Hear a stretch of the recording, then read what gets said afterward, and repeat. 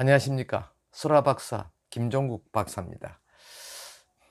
오늘은 설화 속에 숨겨져 있는 우리 민족의 애환, 즉 삶의 애환에 대해서 이 설화 속에 전성되는 통로는 어떻게 이야기가 전개되고 이게 또 실제적으로 문학 장르 속에 들어가서 거의 역사적인 상황과 일치할 수 있는 그런 형식으로 모든 이 문어체들이 정리가 되고 있다는 것입니다. 그렇다면 설화는 도대체 무엇이냐 하는 것이죠. 설화는 한마디로 말하면 우리 민족들이 오랜 역사를 통해서 그들이 남긴 이야기입니다. 그 이야기도 보편적으로 꾸며낸 이야기가 아니고 실제 역사적인 어떤 사건, 또 우리 민족의 삶 속에 굳건히 남아있는 실제의 상황들을 설화라는 제목으로 변이를 시켜서 남겨둔 것이죠. 그렇다면 그 원형은 무엇인가 하는 것입니다. 오늘은 그 주제를 경산 자인단호 한장군제에 대해서 한번 살펴보는 시간을 갖도록 하겠습니다. 자, 우선 차트에 집중을 해 주시죠. 그래서 이 설화는 스토리라기보다는 이제 반드시 이걸 구현하는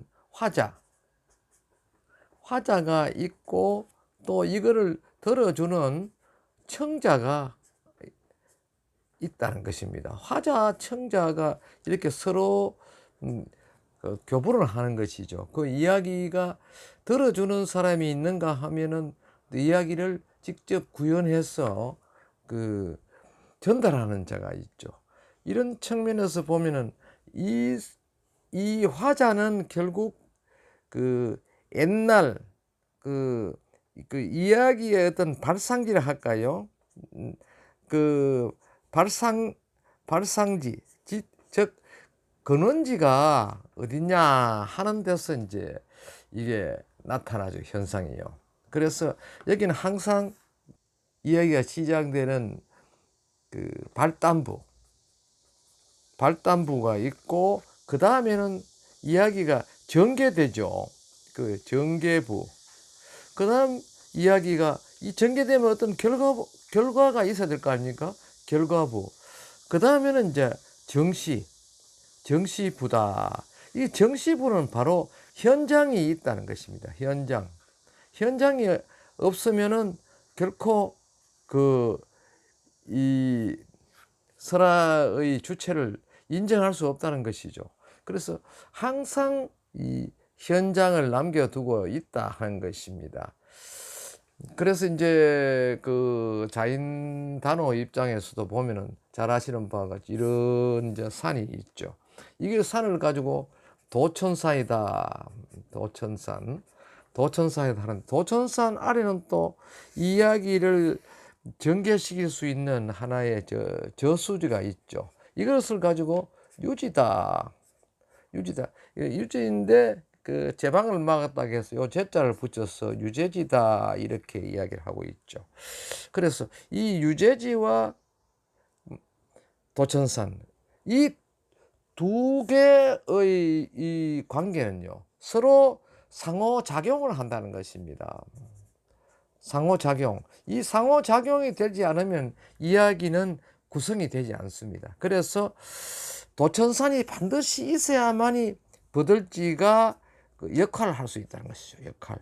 버들지 역할을 할 수 있는 것은 도천산이라는 존재가 바로 수식이 되어야 하고, 도천산 단독으로는 어떠한 상황도 전개될 수 없다는 것입니다. 그러니까 이 발단부는 항상 육하원칙과 같이 가장 먼저 등장하는 것이 시간화소입니다. 시간화소. 이 시간화소란 것은요. 시간화소란 것은 언제냐 이거죠. 언제 하는 게 없으면 곤란하죠. 이건 이제 하나의 시대를 이제 입증하는 그런 내용이 될 수가 있는데 언제 있냐, 언제 형성이 되었냐 하는 거죠. 그러고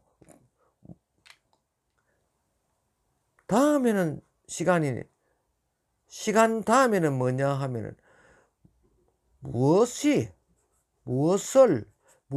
하는 어떤 그 상황을 반드시 넣어주는 것이죠. 이것이 하나의 이제 전개부 형식으로 진행이 되고 있는데 이 전개부로 전개되고 있는 과정에서 무엇이라는 어떤 상황의 전개, 주제가 이제 정리되죠. 주제가 이제 서로 이제 상황이 이제 인식될 수 있도록 하는 것이죠. 그러면은 이 사건의 어떤 작용을 이루는 존재가 있어야 되거든요. 그 존재는 누구냐 하면 주체입니다. 주체란 누구냐 하는 것이죠. 누구냐 하는 존재가 없다면서라는 이게 형성 자체가 거기에서 끝나고 말죠. 누구냐 이거와 주제와 또 상호작용을 하게 됩니다. 누가 무엇을 언제 또 상황의 진행은 또 뭡니까? 진행은 어떠한 과정을 거쳤냐에 대해서 어떻게라는 이런 전개 상황을 이제 붙여주죠. 그 다음에는 그 사건의 핵심 모티브, 핵심이 뭐냐? 핵심이 무엇이냐? 병든 사람을 치유해 줬느냐? 없는 사람을 구해 줬느냐? 또 살려달라고 예언하는 사람을 어떤 방법으로든 구해냈다. 여기는 항상 또 권선징악이 뒤따르게 되죠. 이 권선징악이 뒤따르는 상황에서 이제 이게 하나의 전개부 과정이 끝나고 그 다음 이로써 이야기가 발단부와 전개부가 수식되는 과정에서 이제 결과부라는 존재가 어떤 결과가 나타나느냐, 결론은 무엇이냐 하는 것이죠. 그렇고 이 설화는 앞에서 말씀드린 바와 같이 반드시 현장이 있어야 한다. 현장이 만약 없다면 설화적으로 평가할 수 없다는 것이죠. 여기에서 도천상과 유지는요, 하나의 크게 이야기를 하면 이게 전체가 뭔가 신앙입니다. 신앙적으로 이렇게 이제 구성이 된 거죠. 신앙적으로 구성이 되었다면은 여기에서 도천산에서 어떤 요인이 생기가지고 이 요인에서 버들지의 어떤 상황 전개가 서로 이제 수식을 하게 되죠. 수식을 함으로 인해서 어떤 특별한 이야기들이 이제 사파가 되죠. 사파가 되어서 이야기가 끼어 들어간다는 것이죠. 무엇을 끼어 들어가느냐? 도천산 속에 왜구가 있었다. 왜구가 얼마나 있었냐? 소수의 왜구가 있었다. 이 왜구가 어떻게 있었냐 하는 그 상황은 이 설화에서 나타내지 않습니다. 그러나 왜구가 있었다는 존재에 대해서 어떤 상황 전개를 미리 예측해 주는 그 화소가 또 등장한다는 것이죠.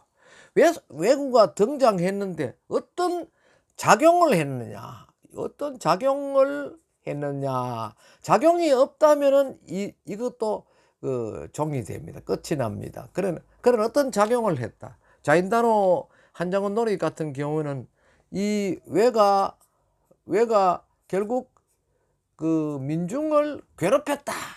자극했다는 것이죠. 자극하니까 자극 뒤에는 반드시 일어나는 게 붕괴입니다.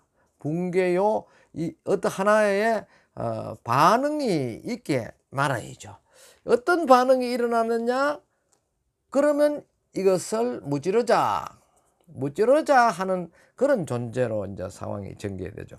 그 무찌르자 하는 것은 곧 민심이 서로 통한다. 이 소통을 의미합니다. 소통한다 하는 것이죠. 그렇게 함으로 인해서 여기 이제 주체 또는 인물이 등장합니다. 주체의 등장. 그래서 여기는 누가 등장했느냐? 한장군이다 이거죠. 한장군 혼자냐 하고 누이하고 같이 등장을 했는데 여기에 합세한 분이 누구냐? 민중이다 이거죠. 그 민중과 이 사건을 전개시키는 주체가 같이 소통을 했다는 것이죠. 그렇게 해서 결국은 이 도천상 정상에 있는 사람, 저 부수수로 민중이 없지 않습니까? 하니까 이 유지라는 저수지에 유인을 한다. 이게 결국 유인이죠. 사건 전개는 유인이 되는 겁니다. 유인은 하나의 이 상황을 전개시키는 종속화소죠. 종속화소라는 것은 글자 그대로 따른다 이런 뜻입니다. 이 종속화소가 사파되지 않으면요, 이야기 전개도 중단이 됩니다. 그렇게 해서 도천산에 있는 버들지, 또 버들지에 있는 민중, 이 두 개가 상호작용을 하게 된다는 것이죠. 그러함으로 인해서 어쩔 수 없이 왜군은 이 유인하는 장소로 몰려들어야 하고, 몰려듦으로 인해서 이 주체가 어떤 모의를 했는 부분을 성공시킨다는 것이죠. 여기에서 엉뚱한 화소가 들어간다면은 이 사건은 또 다른 방향으로 전개가 될 수밖에 없죠. 그런 사례는 우리 설화에 예가 상당히 많습니다만은, 그래서 이런 어떤 상호작용 관계가 하나의 발단부로 전개되고 전개부로 전개되면서 결과부란 존재에서 결국 이 한장군이 유인해서 결국 이들을 모두 물리칠 수 있었다, 섬멸할 수 있었다는 어떤 긍정적인 화수를 이끌어내는 것이죠. 이것은 바로 하나의 신앙이 있지 않으면요, 이거는 이루어질 수가 없습니다. 이 신앙이란 존재는요, 전지전능한 어떤 그런 스토리로 전개되거든요. 그러니까 반드시 이길 수밖에 없다. 왜 이길 수밖에 없었냐 하면은 아까 말했던 한장군이라는 존재가 지역민들에게 추앙받는 그런 인물로 등장함으로 인해서 이 신앙 자체도 도천상과 유지해서 모든 상황이 이루어지고 전개된다는 것입니다. 그렇고 이 자체도요, 하나의 정시, 어떤 흔적도 이곳에 남아 있다는 것입니다.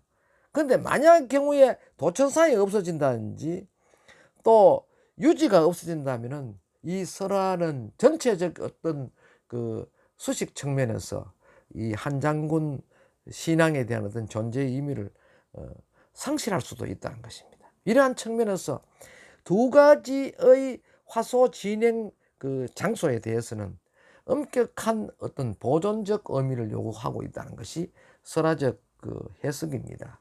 그래서 자인다로 한장군 놀이 역시 설화적으로 일치를 시킨다, 설화적 합치를 본다 하면은 발원지를 그대로 원상복구하는 것이 가장 급선무라 하는 것을 오늘 간략하게 말씀을 드립니다.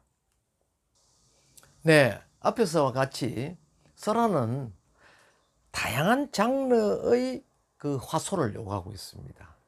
이 화소에서 어느 한 부분이라도 어, 그 궤도를 이탈한다든지 화소에서 또 다른 그 이상한 화소가 삽화되면 다른 방향으로 변이가 된다는 것이죠. 이를테면 요구하는 어떤 결론, 정시, 결과부를 수식할 수 없다는 것입니다. 그렇게 해서 그 자인단호 역시 도천상과 버들지는 불가분한 관계가 있다. 도천상과 버들지는 도천사는 영실하는 어떤 행위로서 역할을 다하고, 그 다음 버들지는 이렇든 저렇든 간에 죽임을 당하고 죽이려 했던 치열한 전투의 현장이고 보면은 그들을 위로하고 영혼을 달래주는 오신, 절거울 오자입니다. 오신 행위가 이루어져야 한다는 것이죠.